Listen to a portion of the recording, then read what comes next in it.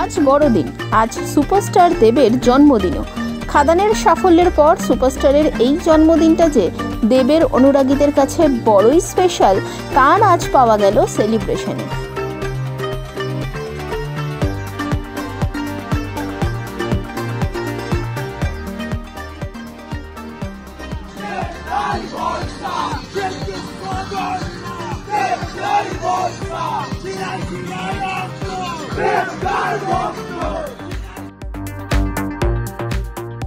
বাজি ফাটিয়ে মধ্যরাত থেকে শহর কলকাতায় দেবের জন্মদিন পালনে মেতে উঠলেন অনুরাগীরা।